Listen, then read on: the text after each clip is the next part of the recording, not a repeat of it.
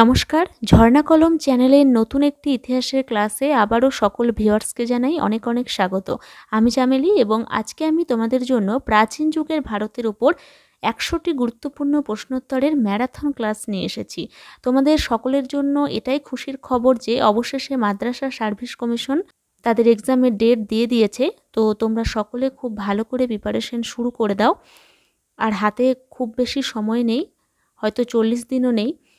তো যাই হোক, প্রত্যেকের টেক্সটটা খুব ভালো করে পড়ো এবং তার সাথে প্রচুর পরিমাণে এমসিকিউ সলভ করো। আশা করি এভাবেই তোমাদের প্রিপারেশন অনেক বেশি মজবুত হবে।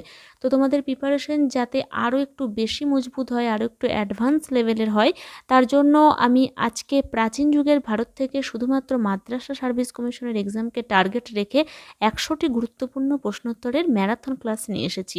আশা করি এই প্রশ্নোত্তরগুলো তোমাদের আপকামিং এক্সামে অনেক অনেক বেশি হেল্প করবে।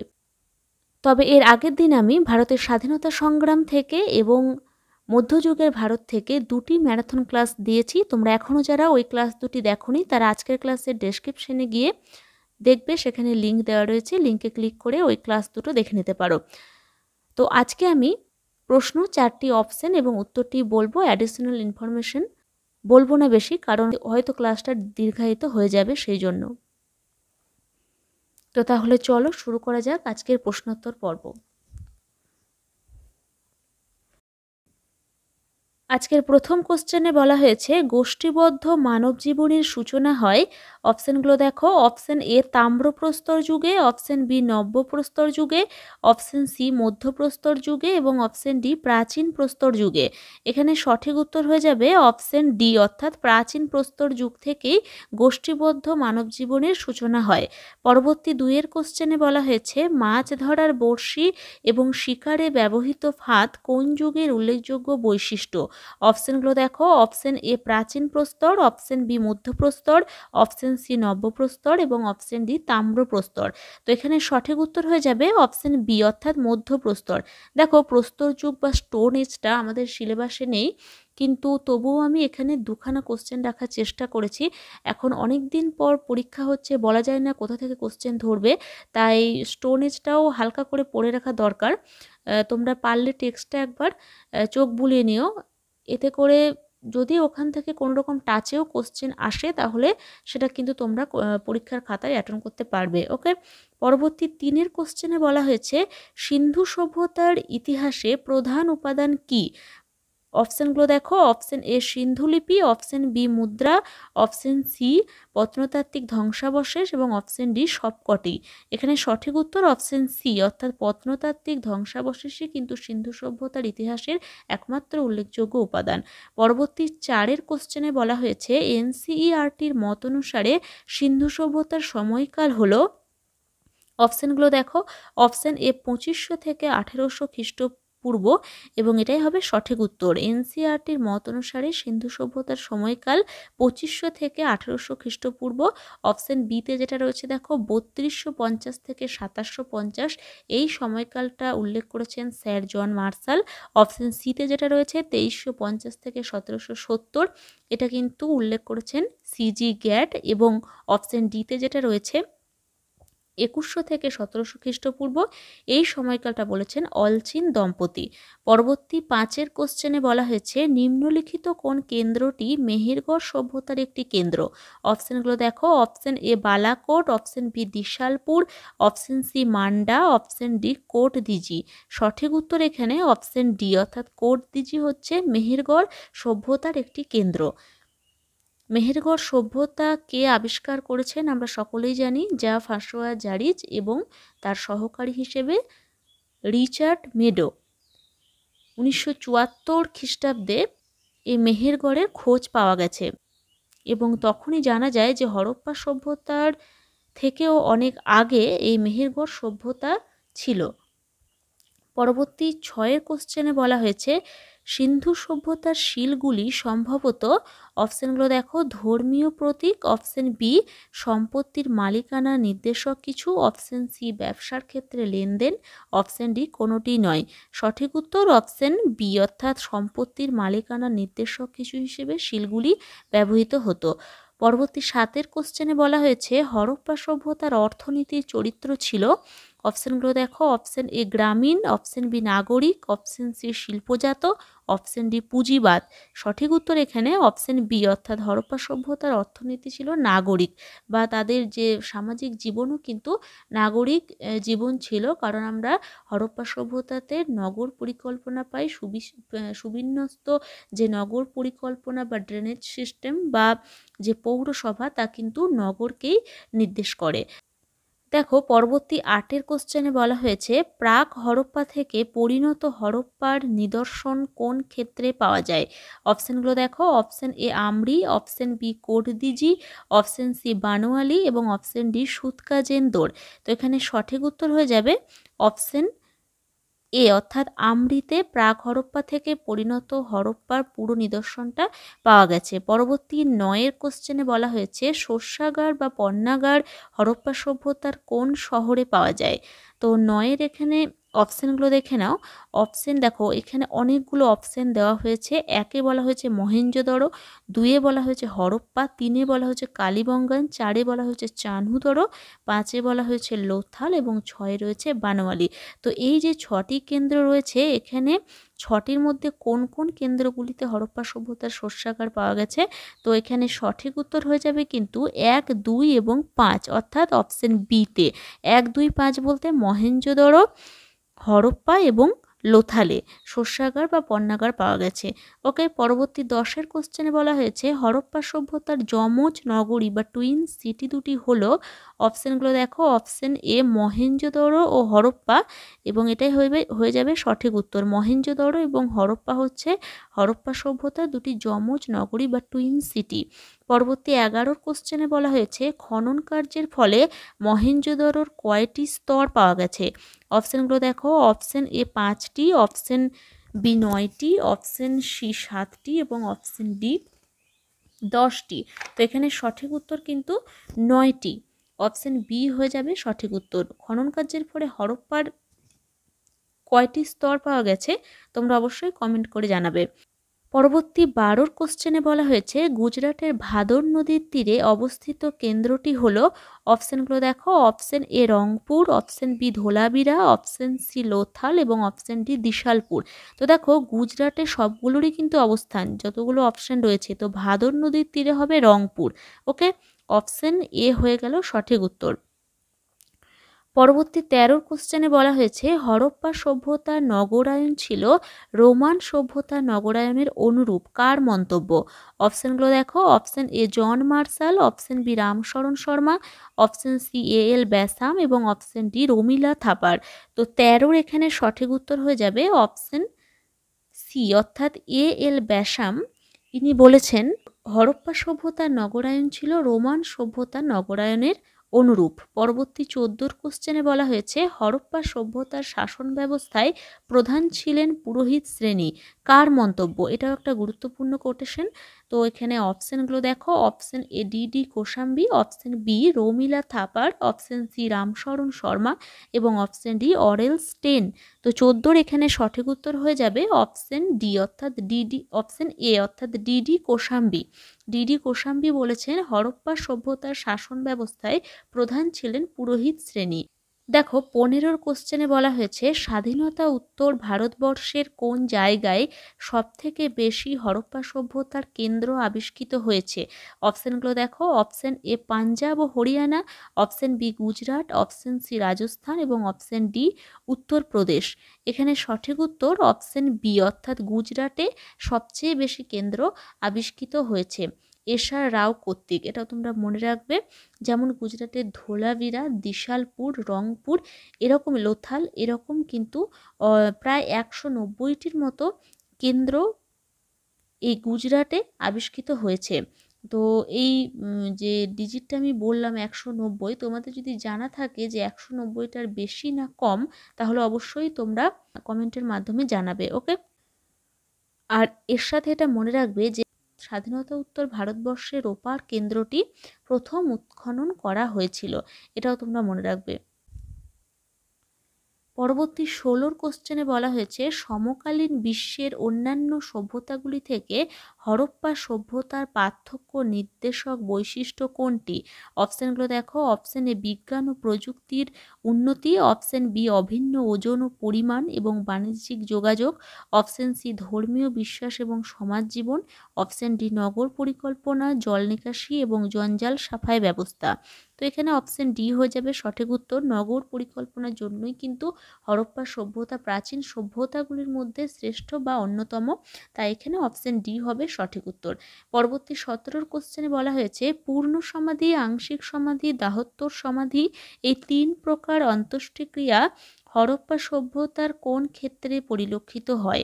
অপশানগুলো দেখো, অপশান এ কালীবঙ্গার, option B Mohenjodaro, option C Lothal এবং অপশান ডি হরপ্পা। তো এখানে সঠিক উত্তর হয়ে যাবে Mohenjodaro. Option B is the correct answer. Mohenjodaro কে আবিষ্কার করেন ১৯২২ খ্রিস্টাব্দে মুর্শিদাবাদের একজন বিশিষ্ট প্রত্নতত্ত্ববিদ রাখাল দাস বন্দ্যোপাধ্যায়। পরবর্তী ১৮ কোশ্চেনে বলা হয়েছে হরপ্পা সভ্যতায় ফ্লিন্ট পাথরের ছুরি তৈরির কারখানা কোথায় পাওয়া গেছে? অপশানগুলো দেখো, option A Sukkur, option B Daimabad, option C Balakot, option D Mohenjodaro. সঠিক উত্তর অপশান এ অর্থাৎ শুক্কুরে হরপ্পা সভ্যতায় ফ্লিন্ট পাথরের ছুরি তৈরির কারখানা পাওয়া গেছে। পরবর্তী ১৯ কোশ্চেনে বলা হয়েছে সিন্ধু সভ্যতার পতনের কারণ বন্যা অভিমতটি কার? অপশানগুলো দেখো, option A Wheeler, option B Aurel Stein, option C Dayaram Sahni, option D B B Lal. সঠিক উত্তর অপশান সি অর্থাৎ দয়ারাম সাহানি। পরবর্তী ২০ কোশ্চেনে বলা হয়েছে হরপ্পা সভ্যতার মানুষের গড় আয়ু ছিল। অপশানগুলো দেখো, অপশান এ ৩০ বছর, অপশান বি ৩৫ বছর, অপশান সি ৫০ বছর, অপশান ডি ১০০ বছর। সঠিক উত্তর অপশান সি ৩০ বছর। অনেক কম বয়সের মানুষজন ছিলেন না হরপ্পা সভ্যতার মানুষেরা, ৩০ বছর মাত্র।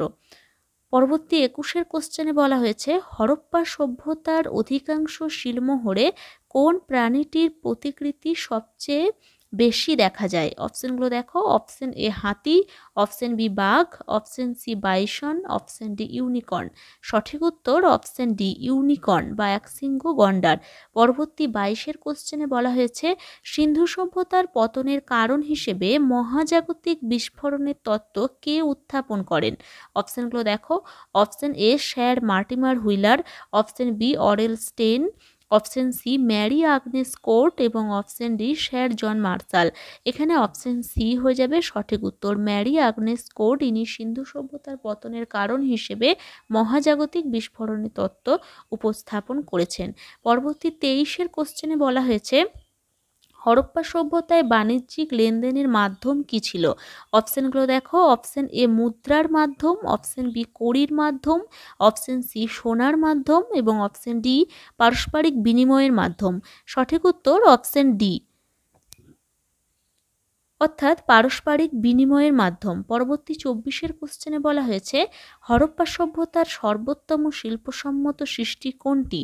অপশানগুলো দেখো, অপশান এ মৃৎশিল্প, অপশান বি মুদ্রা, অপশান সি শিলমোহর এবং অপশান ডি ভাস্কর্য। তো এখানে ২৪ সঠিক উত্তর হয়ে যাবে অপশান সি অর্থাৎ শিলমোহর। পরবর্তী ২৫ কোশ্চেনে বলা হয়েছে নিম্নলিখিত কোন ঐতিহাসিক আর্যদের দুবার ভারত অভিযানের তত্ত্ব উপস্থাপন করেছেন?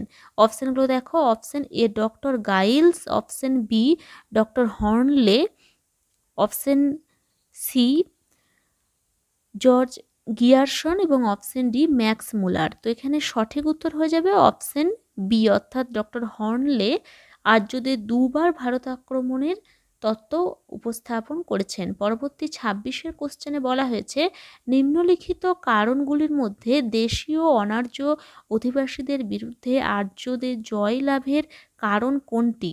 অপশানগুলো দেখো, অপশান এ দেশীয় উপজাতিগুলির মধ্যে ঐক্যের অভাব, অপশান বি আর্যদের উন্নত সংগঠন, অপশান সি আর্যদের অপেক্ষাকৃত উন্নত অস্ত্রশস্ত্র এবং অপশান ডি সাংস্কৃতিক বিবাদ।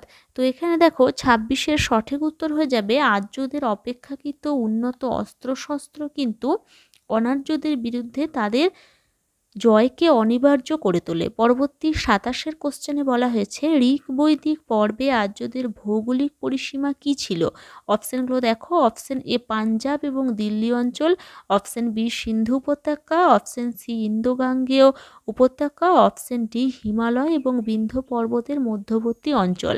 সঠিক উত্তর অপশন এ অর্থাৎ পাঞ্জাব এবং দিল্লি অঞ্চল ছিল ঋগ্বৈদিক আর্যদের ভৌগোলিক পরিসীমা। তারপর এই ঋগ্বৈদিক আর্যরা গাঙ্গেয় সমভূমি অঞ্চলে বসতি স্থাপন করে, যেটা ছিল সরজু নদীর তীরে। পাঞ্জাব থেকে সরজু নদীর তীরে এখানে এসে বসতি স্থাপন করছে, যাকে মধ্যদেশ বলা হয়। এবং আর্যরা কিন্তু দক্ষিণ ভারতেও তাদের বসতি স্থাপন করেছিল, কিন্তু সেটা খুবই অল্প পরিমাণে, অল্প বিস্তর জায়গাতে। উত্তর পশ্চিম ভারতে প্রবেশ করে ধীরে ধীরে পূর্ব দিক পর্যন্ত আর্যরা কিন্তু অগ্রসর হয়েছিল এবং দক্ষিণ ভারতেও কিছুটা তাদের রাজ্য বিস্তার করেছিল। ওকে, পরবর্তী ২৮ কোশ্চেনে বলা হয়েছে ঋগ্বেদে কোন নদীর নাম ৩ বার উল্লেখ করা আছে? অপশনগুলো দেখো, option A Ganga, option B Yamuna, option C Bipasha এবং অপশন ডি এটা শতদ্রু। তো এখানে সঠিক উত্তর হয়ে যাবে অপশন বি অর্থাৎ ৩ বার যমুনা নদীর নাম উল্লেখ করা হয়েছে, আর গঙ্গার নাম উল্লেখ করা রয়েছে একবার। পরবর্তী ২৯ কোশ্চেনে বলা হয়েছে কোন ২ জৈন তীর্থঙ্করের নাম ঋগ্বেদে বর্ণিত হয়েছে? অপশনগুলো দেখো, অপশন এ ঋষভদেব ও পার্শ্বনাথ, অপশন বি ঋষভদেব ও অরিষ্ট নেমিনাথ, অপশন সি মল্লিনাথ ও নেমিনাথ এবং অপশন ডি পার্শ্বনাথ ও মহাবীর। সঠিক উত্তর এখানে অপশন বি অর্থাৎ ঋষভদেব এবং অরিষ্ট নেমিনাথের নাম কিন্তু ঋগ্বেদে বর্ণিত হয়েছে জৈন তীর্থঙ্কর হিসেবে। পরবর্তী ৩০ কোশ্চেনে বলা হয়েছে ঋগ্বেদের কোন মণ্ডলে ব্রহ্মাণ্ড সৃষ্টির কথা বর্ণিত হয়েছে? অপশনগুলো দেখো, অপশন এ প্রথম মণ্ডল, অপশন বি দ্বিতীয় মণ্ডল, অপশন সি তৃতীয় মণ্ডল, অপশন ডি দশম মণ্ডল। সঠিক উত্তর এখানে অপশন বি অর্থাৎ দ্বিতীয় মণ্ডলে ব্রহ্মাণ্ড সৃষ্টির কথা বলা হয়েছে। পরবর্তী ৩১ কোশ্চেনে বলা হয়েছে ঋগ্বেদে উল্লিখিত দশরাজার যুদ্ধে বিজয়ী ভরত গোষ্ঠীর রাজা সুদাসের হাতে পরাজিত ১০ রাজার মিলিত বাহিনীর নেতার নাম কি?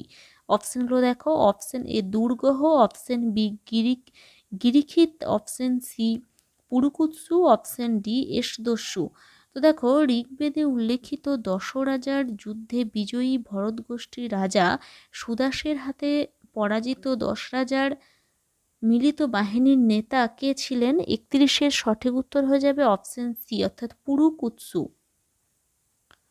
১০ রাজার যুদ্ধ হয়েছিল পুরুষণী নদীর তীরে এবং এই ১০ রাজার যুদ্ধ কোন ঋষি বা মুনিকে কেন্দ্র করে হয়েছিল? এই নামটা মনে রাখবে, বিশ্বামিত্র। ওকে, আর এই যুদ্ধে ভরত গোষ্ঠী রাজা সুদাসের জয়লাভ হয়েছিল। সুদাসের পিতার নাম ছিল দিবদাস, সুদাসের পিতামহের নাম ছিল দিবদাস এবং সুদাসের পিতা ছিল পিচবন।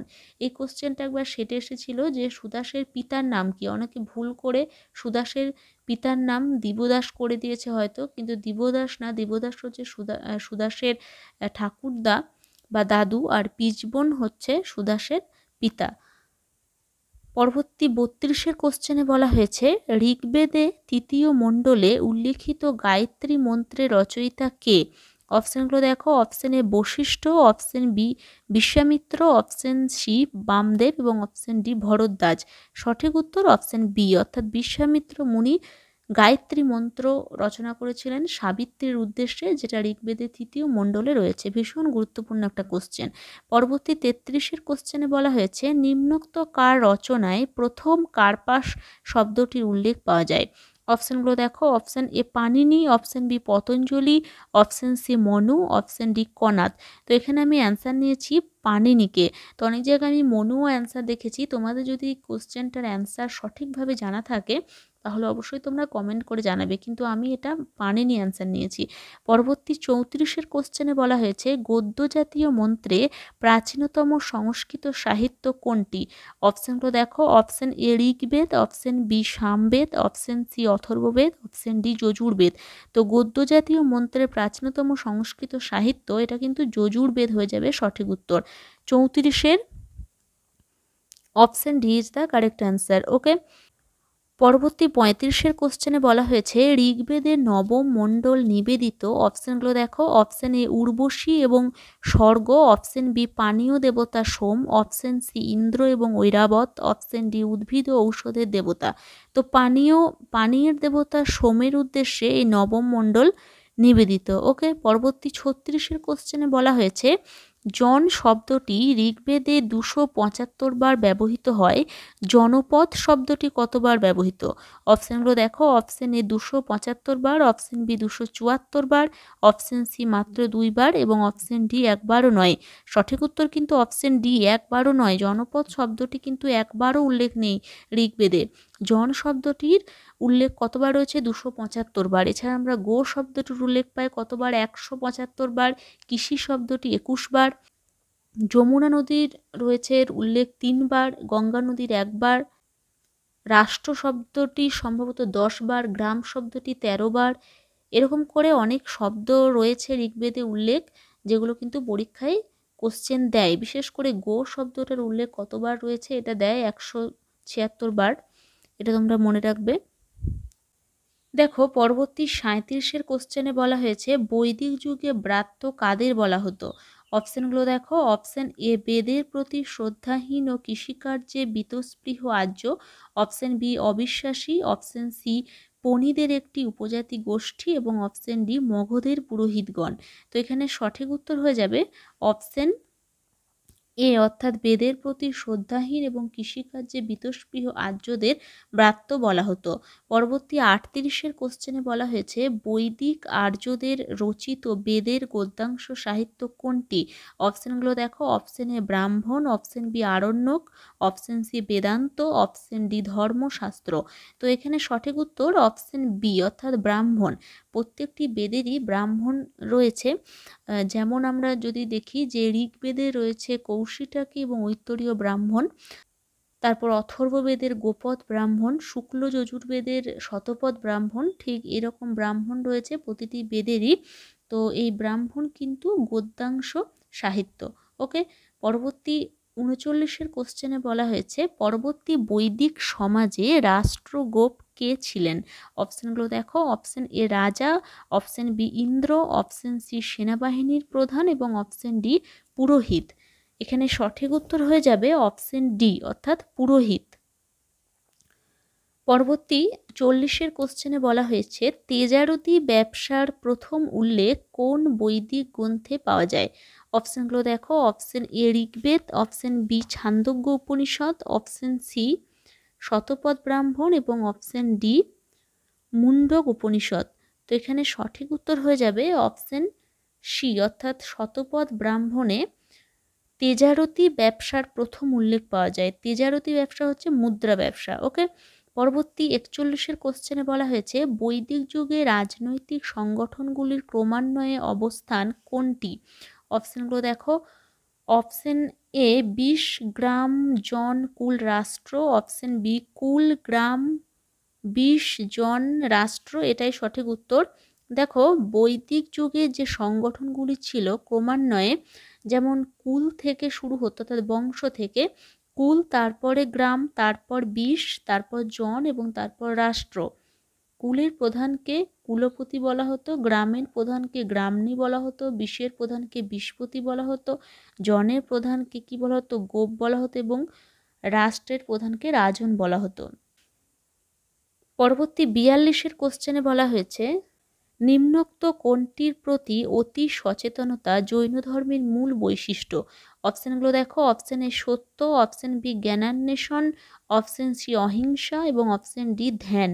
এখানে সঠিক উত্তর অপশান সি, অর্থাৎ অহিংসা হচ্ছে জৈন ধর্মের অতি সচেতনতার জায়গা। জৈন ধর্মের অবলম্বনকারী ধার্মিক ব্যক্তিরা অতি ক্ষুদ্র জীব হত্যাও পাপ বলে মনে করতেন। ঠিক আছে, যেমন কৃষিকাজে যে পোকামাকড় হত্যা করা হয়, পোকামাকড় মারা হয় বিষ দিয়ে, কীটনাশক দিয়ে, সেগুলোকেও কিন্তু জৈন ধর্মের মানুষেরা অন্যায় বা পাপ বলে মনে করতেন, যে কারণে কৃষকদের কাছে কিন্তু এই ধর্ম খুব একটা যে গ্রহণযোগ্য হয়েছিল তা হয়নি।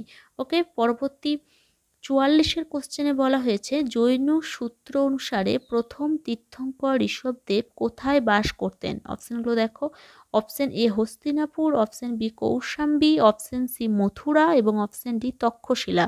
তো 44-এর এখানে সঠিক উত্তর হয়ে যাবে অপশান বি অর্থাৎ Kaushambi. Option B is the correct answer. এই কৌশাম্বী কিন্তু ঋগ্বৈদিক যুগের একটি শহর বা নগর, ঠিক আছে? ঋগ্বৈদিক যুগের নগর, পরবর্তী বৈদিক যুগের নগর, তারপর খ্রিস্টপূর্ব 6ষ্ঠ শতকে যে মহাজনপদের উদ্ভব ঘটে, সেগুলো কিন্তু সব সেপারেটভাবে মনে রাখতে হবে।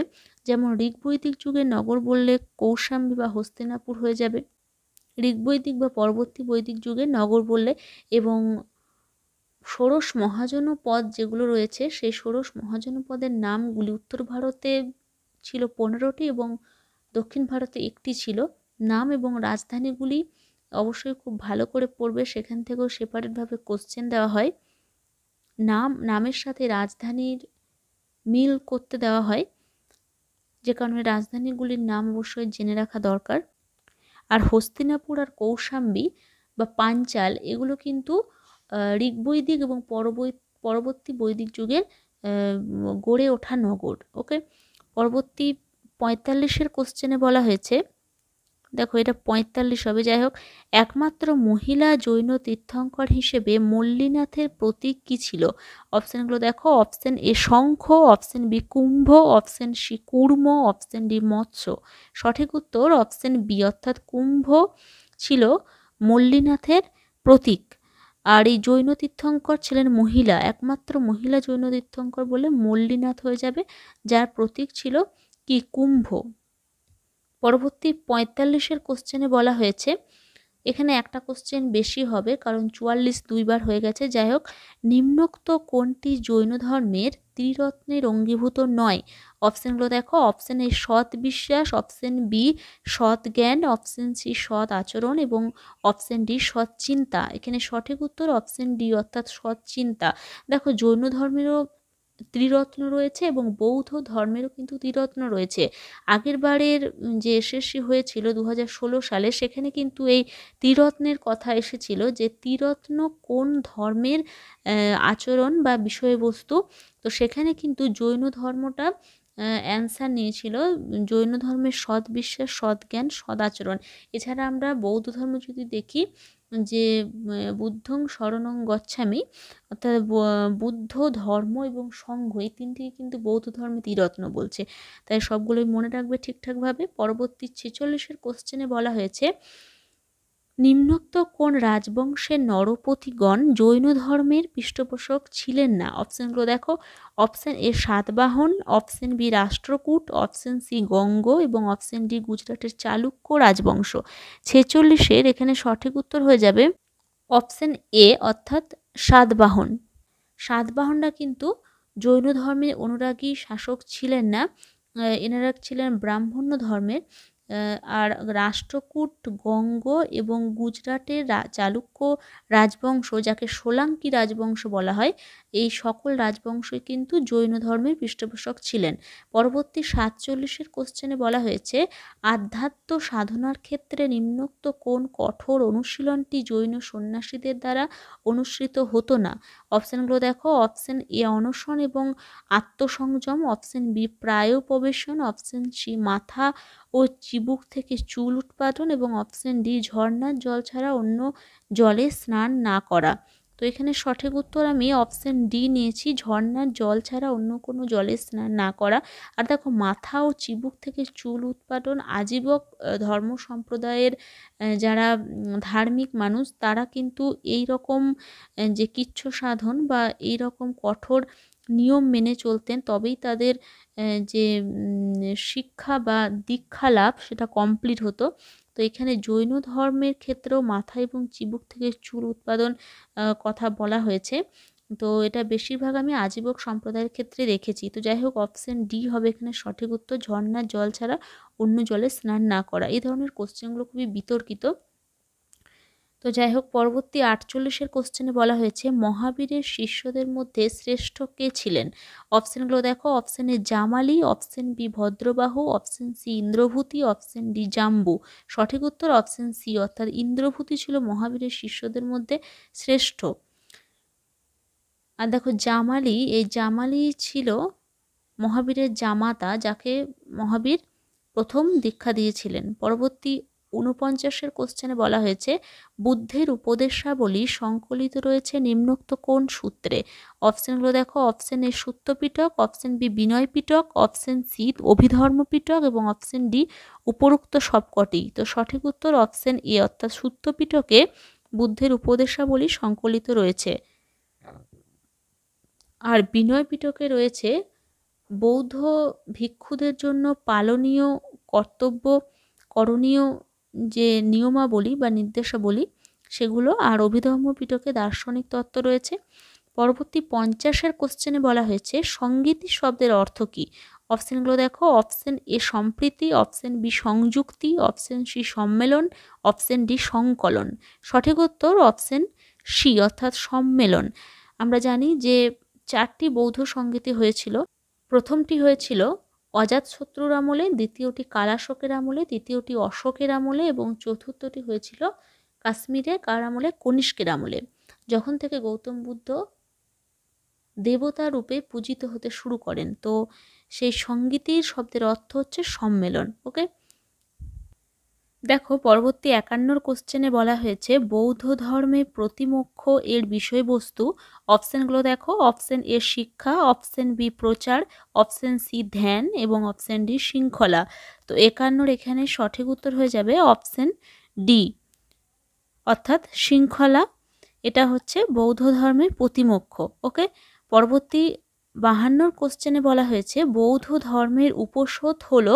অপশানগুলো দেখো। অপশান এ বৌদ্ধ ভিক্ষুদের সমাবেশ, অপশান বি শক্তি আরাধনার অংশ হিসেবে তন্ত্র সাধনা, অপশান সি ব্রাহ্মণ্য ধর্মে বিধবাদের পর্যায়ক্রমে উপবাস এবং অপশান ডি প্রতীকী ভোগবাসনা পরিত্যাগ। তো উপসদ হচ্ছে অপশান এ, অর্থাৎ বৌদ্ধ ভিক্ষুদের সমাবেশকে উপসদ বলা হয়। পরবর্তী 53-র কোশ্চেনে বলা হয়েছে বিশ্বের বিভিন্ন দেশে বৌদ্ধ ধর্ম প্রচারের জন্য সিদ্ধান্ত গৃহীত হয় কোন বৌদ্ধ সম্মেলনে? খুবই গুরুত্বপূর্ণ কোশ্চেন। অপশানগুলো দেখো। অপশান এ প্রথম, অপশান বি দ্বিতীয়, অপশান সি তৃতীয় এবং অপশান ডি চতুর্থ। তো 53-র এখানে সঠিক উত্তর অপশান সি, অর্থাৎ তৃতীয় বৌদ্ধ সম্মেলনে বিশ্বের বিভিন্ন দেশে বৌদ্ধ ধর্ম প্রচারের জন্য সিদ্ধান্ত নেওয়া হয়। আর এই সম্মেলন হয়েছিল মৌর্য সম্রাট অশোকের সময়ে। আর অশোক কর্তৃকই ভারতের বাইরে বিভিন্ন দেশে বৌদ্ধ ধর্ম প্রচারের কাজ করা হয়েছিল। অশোক তার কর্মচারীদের দ্বারা এবং তার পুত্র এবং কন্যার মাধ্যমে বিভিন্ন দেশে ধর্মপ্রচার করেছিলেন। পরবর্তী 54-র কোশ্চেনে বলা হয়েছে কোন শাসকের সময় থেকে গৌতম বুদ্ধ দেবতা রূপে পূজিত হতে থাকেন? অপশানগুলো দেখো। Option A Ashoka, option B Kanishka, option C Harshavardhana, option D Dharmapala. এখানে সঠিক উত্তর অপশান বি, অর্থাৎ কনিষ্কের সময় থেকে গৌতম বুদ্ধ দেবতা রূপে পূজিত হতে থাকেন। ওকে, পরবর্তী 55-র কোশ্চেনে বলা হয়েছে নিম্নোক্ত কোন গ্রন্থটি ভগবান বুদ্ধের জীবনী গ্রন্থ নয়? অপশানগুলো দেখো। অপশান এ ললিত বিস্তার, অপশান বি মহাবস্তু, অপশান সি নিদান কথা এবং অপশান ডি মহাবংশ। তো দেখো এখানে 55 এর সঠিক উত্তর হয়ে যাবে অপশান বি, অর্থাৎ মহাবস্তু। ললিত বিস্তার, নিদান কথা এবং মহাবংশ এগুলো বুদ্ধের জীবনী গ্রন্থ, মহাবস্তু নয়। পরবর্তী 56-র কোশ্চেনে বলা হয়েছে কুশীনগরে বুদ্ধের তিরোধানকালে কোন প্রিয় শিষ্য তার কাছে ছিলেন? অপশানগুলো দেখো। Option A Shariputra, option B Ananda, option C Nagasena এবং অপশান ডি আম্রপালি।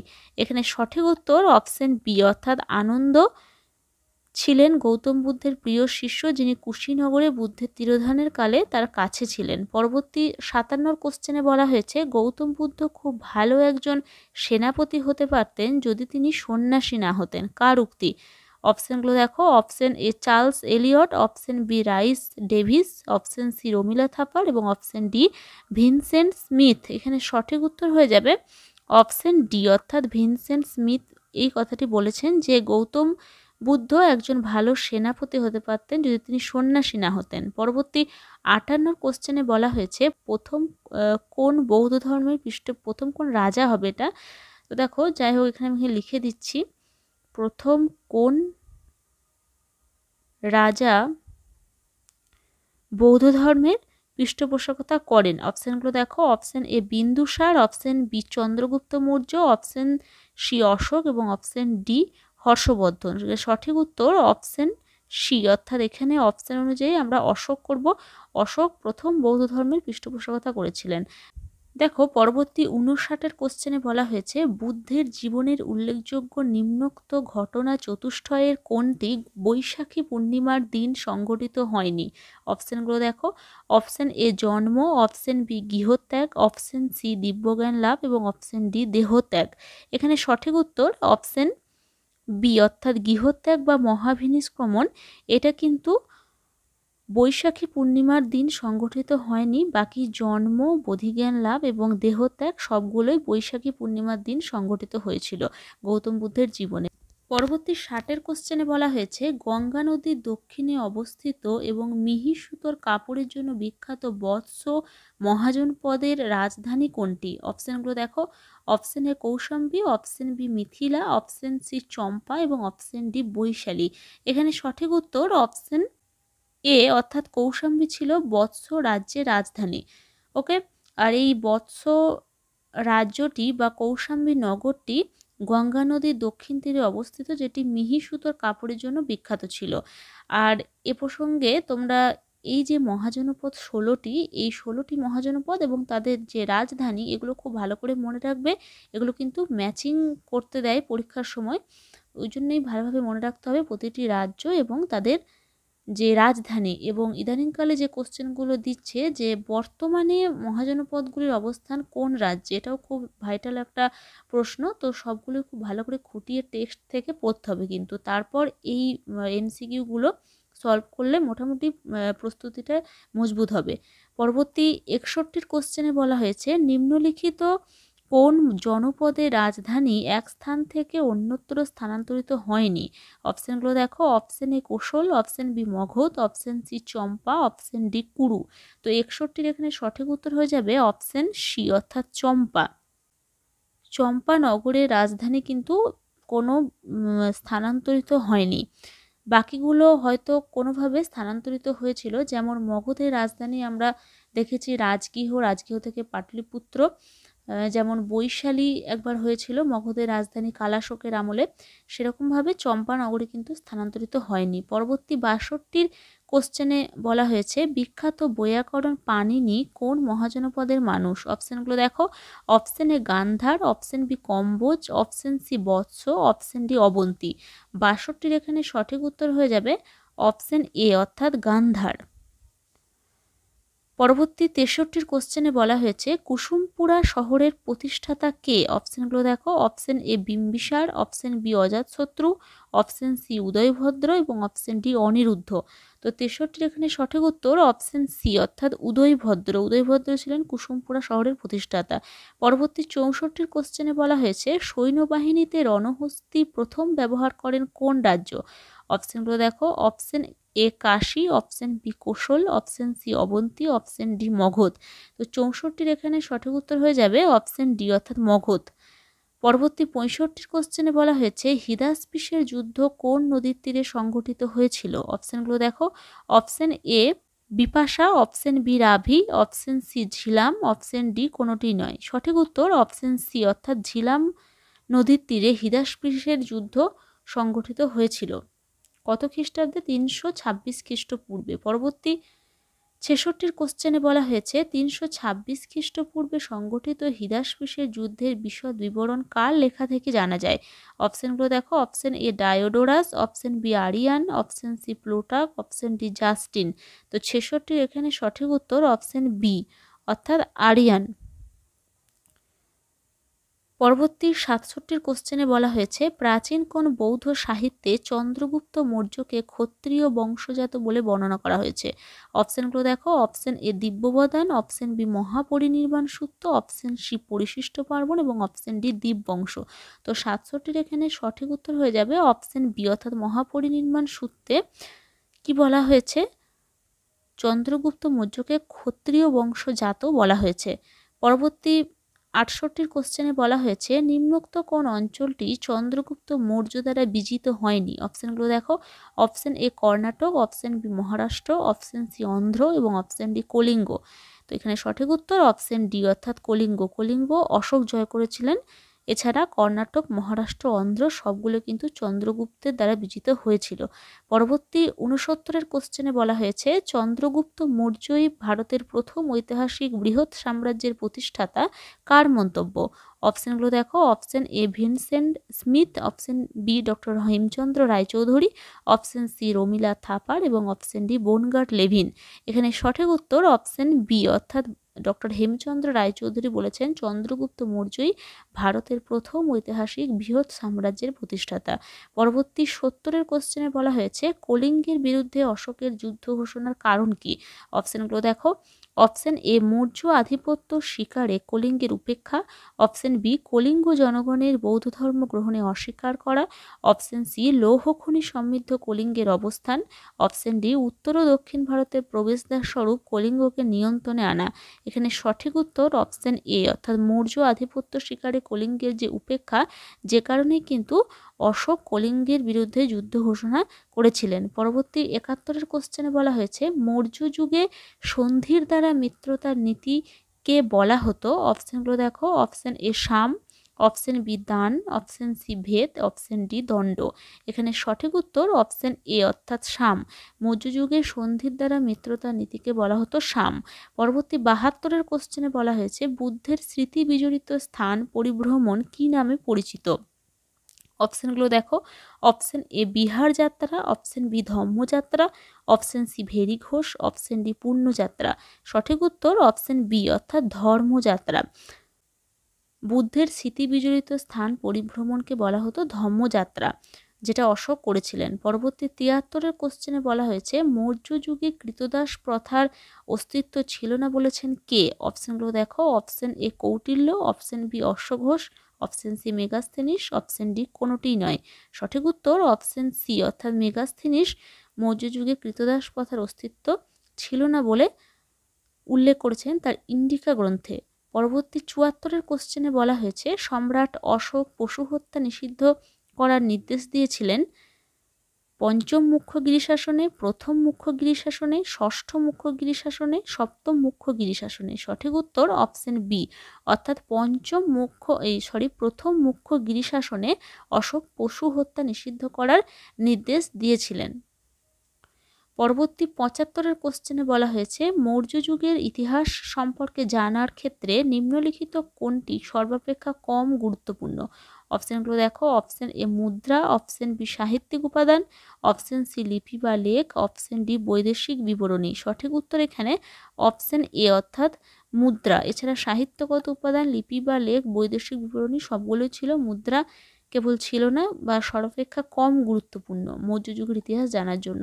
পরবর্তী 76 কোশ্চেনে বলা হয়েছে মৌর্য সাম্রাজ্যের পাটলিপুত্র নগরের পৌর শাসনের সর্বাপেক্ষা মূল্যবান উৎস কোনটি? ভীষণ গুরুত্বপূর্ণ কোশ্চেন। এর সঠিক উত্তর হয়ে যাবে অপশন এ অর্থাৎ ইন্ডিকা। মেগাস্থেনিসের লেখা ইন্ডিকা গ্রন্থখানি মৌর্য সাম্রাজ্যের পাটলিপুত্র নগরের যে পৌর শাসন, সেই পৌর শাসনের সবিস্তার বর্ণনা রয়েছে। পরবর্তী 77 কোশ্চেনে বলা হয়েছে সঙ্গম যুগে তামিল ভাষায় মহাভারত রচনা করেন কে?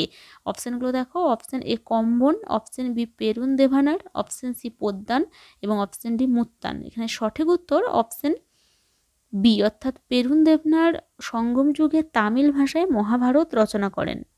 পরবর্তী 78 কোশ্চেনে বলা হয়েছে দক্ষিণ ভারতের কোন রাজ্যটি নৌ শক্তির জন্য বিখ্যাত ছিল?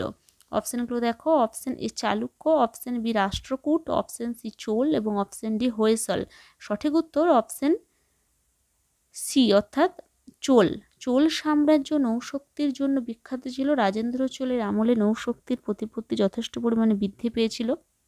আর এই রাজেন্দ্র চোল বঙ্গোপসাগরকে চোল হ্রদে পরিণত করেন।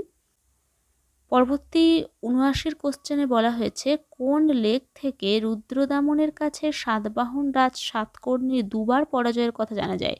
অপশানগুলো দেখো, option A Hathigumpha, option B Girnar, option C Nashik, option D Junagadh. এখানে সঠিক উত্তর অপশান ডি, অর্থাৎ জুনাগড় লেক থেকে জানা যায় যে রুদ্রদামনের কাছে সাতবাহন রাজ সাতকর্ণী দুবার পরাজিত হয়েছিলেন। পরবর্তী ৮০ কোশ্চেনে বলা হয়েছে শুঙ্গ যুগে স্থাপিত দুটি বৃহৎ স্তূপ হলো। অপশানগুলো দেখো, অপশান এ সারনাথ ও সাঁচি, অপশান বি সাঁচি ও ভারত, অপশান সি কপিলাবস্তু ও শ্রাবস্তী, অপশান ডি অমরাবতী। এখানে সঠিক উত্তর অপশান বি, অর্থাৎ সাঁচি ও ভারত। পরবর্তী ৮১ কোশ্চেনে বলা হয়েছে গাঁথা সপ্তশতী কোন ভাষায় লেখা? অপশানগুলো দেখো, option A Prakrit, option B Pali, option C Sanskrit, option D Hindi. এখানে সঠিক উত্তর অপশান এ, অর্থাৎ প্রাকৃত ভাষায় লেখা গাঁথা সপ্তশতী। এটি সাতবাহন রাজ হালের রাজত্বকালে লেখা হয়েছিল। পরবর্তী ৮২ কোশ্চেনে বলা হয়েছে শুঙ্গ রাজবংশের রাজত্বে কোন ধর্মের প্রভাব ছিল? অপশানগুলো দেখো, অপশান এ বৌদ্ধ ধর্ম, অপশান বি ব্রাহ্মণ্য ধর্ম, অপশান সি জৈন ধর্ম এবং অপশান ডি শৈব ধর্ম। সঠিক উত্তর অপশান বি, অর্থাৎ ব্রাহ্মণ্য ধর্মের প্রভাব ছিল শুঙ্গ রাজবংশের রাজত্বকালে। আমরা জানি যে পুষ্যমিত্র শুঙ্গ শেষ মৌর্য শাসক বৃহদ্রথকে হত্যা করে শুঙ্গ বংশের প্রতিষ্ঠা ঘটান ১৮৭ খ্রিস্টপূর্বে। পরবর্তী ৮৩ কোশ্চেনে বলা হয়েছে সাতবাহনদের সময়কালীন একটি গুরুত্বপূর্ণ বন্দর হলো। Option A Sopara, option B Tamralipta, option C Calicut, option D Cochin. সঠিক উত্তর অপশান এ, অর্থাৎ সোপারা। পরবর্তী ৮৪ কোশ্চেনে বলা হয়েছে নিচের গ্রন্থগুলির মধ্যে কোনটি কালিদাসের রচনা নয়? অপশানগুলো দেখো, option A Ritusamhara, option B Dashakumara Charita, option C Malavikagnimitram, option D Raghuvamsha. এখানে সঠিক উত্তর দশকুমার চরিত। দশকুমার চরিত কার লেখা? দণ্ডির লেখা। আর ঋতু সংহার, মালবিকাগ্নিমিত্রম, রঘুবংশ সবগুলো কালিদাসের লেখা। ঠিক আছে। পরবর্তী ৮৫ কোশ্চেনে বলা হয়েছে কোন গুপ্ত সম্রাট প্রথম রৌপ্য মুদ্রার প্রচলন করেন? অপশানগুলো দেখো, অপশান এ কচ, অপশান বি দ্বিতীয় চন্দ্রগুপ্ত, অপশান সি প্রথম কুমারগুপ্ত, অপশান ডি স্কন্দগুপ্ত। সঠিক উত্তর অপশান বি, অর্থাৎ দ্বিতীয় চন্দ্রগুপ্ত প্রথম রৌপ্য মুদ্রার প্রচলন করেন গুপ্ত যুগে। পরবর্তী ৮৬ কোশ্চেনে বলা হয়েছে কোন ভারতীয় প্রথম গণিতকে স্বতন্ত্র বিষয় হিসেবে মর্যাদা দেন? অপশানগুলো দেখো, অপশান এ আর্যভট্ট এবং এটাই হয়ে যাবে সঠিক উত্তর। বিখ্যাত পণ্ডিত আর্যভট্ট, ইনি গণিত শাস্ত্রের পণ্ডিত ছিলেন, এছাড়া জ্যোতির্বিদ্যা সবকিছুতেই ইনি দক্ষ ছিলেন। এই আর্যভট্ট গণিতকে স্বতন্ত্র বিষয় হিসেবে মর্যাদা দেন। পরবর্তী ৮৭ কোশ্চেনে বলা হয়েছে গুপ্ত যুগের কোন গ্রন্থটি মৌর্য যুগের কৌটিল্যের অর্থশাস্ত্রের সঙ্গে তুলনা করা হয়েছে? অপশানগুলো দেখো, অপশান এ কামন্দকের Nitisara, option B Narada Smriti, option C বৃহস্পতি স্মৃতি, অপশান ডি কোনোটিই নয়। তো সঠিক উত্তর এখানে অপশান এ, অর্থাৎ কামন্দকের নীতিসার গ্রন্থটি গুপ্তযুগে কৌটিল্যের অর্থশাস্ত্রের সঙ্গে তুলনা করা হয়েছে। আর এই অর্থশাস্ত্র একটি রাজনীতি বিষয়ক গ্রন্থ, যেটাকে ম্যাকিয়াভেলির প্রিন্সের সঙ্গে তুলনা করা হয় এবং এই অর্থশাস্ত্রের সাথে তুলনা করা হয় গুপ্তযুগে কামন্দকের নীতিসারকে। পরবর্তী ৮৮ কোশ্চেনে বলা হয়েছে নিম্নলিখিত কোন উপাধিটি দ্বিতীয় চন্দ্রগুপ্ত গ্রহণ করেননি? অপশানগুলো দেখো, option A Vikramaditya, option B Narendrachandra, option C Simhachandra, option D দেবপুত্রজ্ঞ। সঠিক উত্তর অপশান ডি, অর্থাৎ দেবপুত্রজ্ঞ। এই উপাধিটি দ্বিতীয় চন্দ্রগুপ্ত গ্রহণ করেননি। পরবর্তী ৮৯ কোশ্চেনে বলা হয়েছে শূদ্রকের মিচ্ছকটিকম হলো একটি। অপশান এ নাটক, অপশান বি উপন্যাস, অপশান সি কবিতা, অপশান ডি মহাকাব্য। তো মিচ্ছকটিকম অবশ্যই একটি নাটক শূদ্রকের রচিত। আর এই মিচ্ছকটিকম শব্দের অর্থ কি? ছোট গাড়ি, মাটির তৈরি ছোট গাড়ি। পরবর্তী ৯০ কোশ্চেনে বলা হয়েছে অজন্তা গুহা তৈরি হয়েছিল। অপশানগুলো দেখো, অপশান এ মৌর্য যুগে, অপশান বি গুপ্ত যুগে, অপশান সি কুষাণ যুগে এবং অপশান ডি পাল যুগে। সঠিক উত্তর অপশান বি, অর্থাৎ গুপ্ত যুগে অজন্তা গুহা তৈরি হয়েছিল। পরবর্তী ৯১ কোশ্চেনে বলা হয়েছে নিম্নলিখিত কোন জোড়াটি সঠিক নয়? অপশানগুলো দেখো, option A Akbar Todarmal, option B Chanakya Chandragupta Maurya, option C Vikramaditya Chaitanya এবং অপশন ডি হর্ষবর্ধন হিউয়েনসাং। তো দেখো এখানে সভা কবি বা সভাসদের নাম দেওয়া রয়েছে একদিকে এবং অন্যদিকে রাজা বা পৃষ্ঠপোষককারী শাসকের নাম দেওয়া রয়েছে। তো এই জোড়াটি কোনটি এখানে সঠিক নয় বা ভুল রয়েছে? দেখো অপশন সি হবে সঠিক উত্তর, চৈতন্যর সঙ্গে বিক্রমাদিত্য এটা যাচ্ছে না, কারণ চৈতন্য হুসেন শাহের সময় বাংলায় আবির্ভূত হন। আর চৈতন্যের জন্মসালটা ছিল কত? 1486 খ্রিস্টাব্দ। তো এখানে বিক্রমাদিত্যের সঙ্গে চৈতন্য নয়, বাকি আকবরের সাথে টোডরমল আকবরের অর্থমন্ত্রী ছিলেন, চাণক্য চন্দ্রগুপ্ত মৌর্য চাণক্য ছিলেন চন্দ্রগুপ্ত মৌর্যের প্রধানমন্ত্রী, এবং হর্ষবর্ধন হিউয়েনসাং এটাও ঠিক রয়েছে। হিউয়েনসাং চৈনিক পর্যটক হিসেবে হর্ষবর্ধনের সময় ভারতে আসেন। ওকে, পরবর্তী 92 কোশ্চেনে বলা হয়েছে হর্ষবর্ধনের সাম্রাজ্যের বিস্তার ছিল, অপশনগুলো দেখো, অপশন এ সমগ্র ভারতীয় উপমহাদেশ, অপশন বি সমগ্র ডেকান অঞ্চল, অপশন সি সমগ্র ভারত এবং অপশন ডি উত্তর ভারতের কিছু অংশ। সঠিক উত্তর অপশন ডি, অর্থাৎ উত্তর ভারতের কিছু অংশ হর্ষবর্ধনের সাম্রাজ্যের অংশ ছিল বা বিস্তার ছিল। এই কোশ্চেনটি 2023 WB সেট এক্সামে এসেছিল, একদম এক্স্যাক্ট এই কোশ্চেনটি এসেছিল। পরবর্তী 93 কোশ্চেনে বলা হয়েছে নিম্নলিখিত কোন লেখক হর্ষবর্ধনের রাজসভার সঙ্গে যুক্ত ছিলেন না? অপশনগুলো দেখো, অপশন এ অশ্বঘোষ, option B Banabhatta, option C Mayura এবং অপশন ডি মাতঙ্গ দিবাকর। সঠিক উত্তর অপশন এ অবশ্যই, অশ্বঘোষ কুষাণ যুগের মানুষ।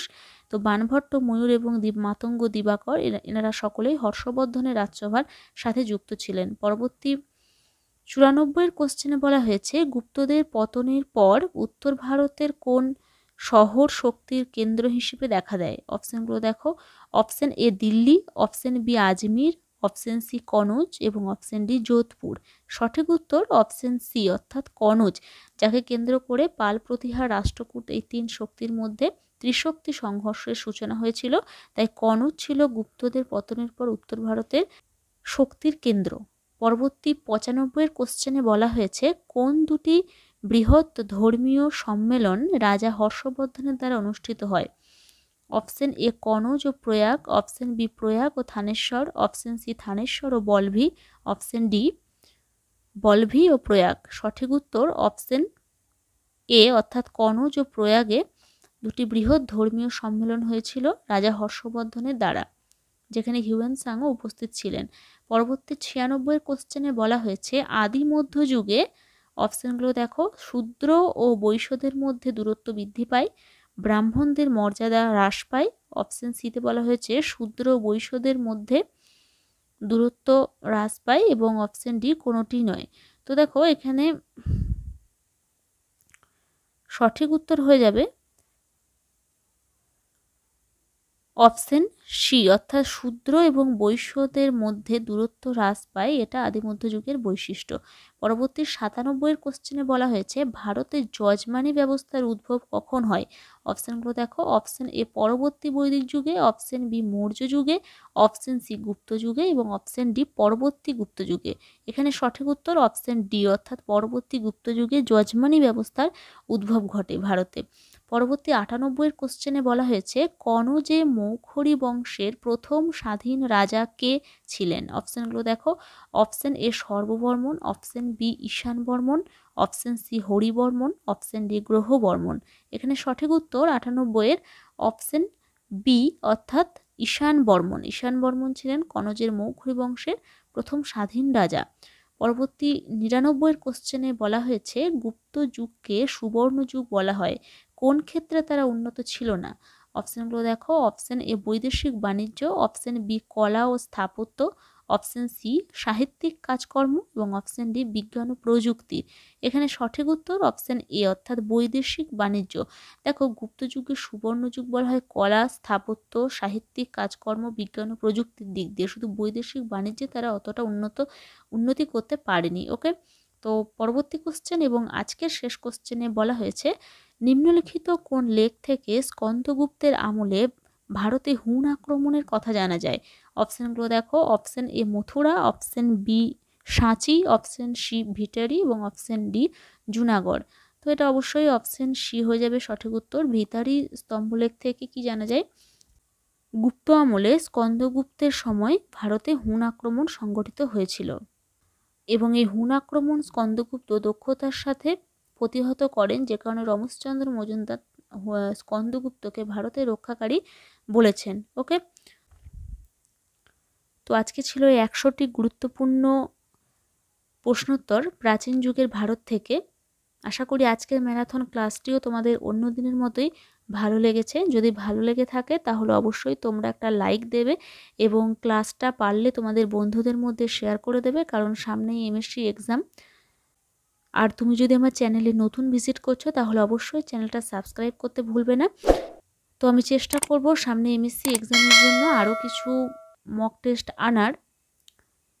ততদিন তোমরা খুব ভালো করে টেক্সট বুকটা পড়ো, তারপর এমসিকিউ সলভ করো এবং প্রয়োজনে তোমরা ঝর্ণা কলম চ্যানেল ভিজিট করে ইতিহাসের প্রাচীন, মধ্য এবং আধুনিক যুগের ওপরে যে টপিক ওয়াইজ এমসিকিউ দেওয়া রয়েছে সেগুলো দেখতে পারো। এছাড়া রিসেন্ট 1 মাসের মধ্যে আমি বেশ কয়েকটি ক্লাস দিয়েছি, যেহেতু সেট এক্সাম ছিল ডিসেম্বরে, তো সেই ক্লাসগুলোও তোমরা দেখতে পারো, কারণ এবারের এসএলএসটিটা বেশ টাফ হবে বলে মনে হচ্ছে।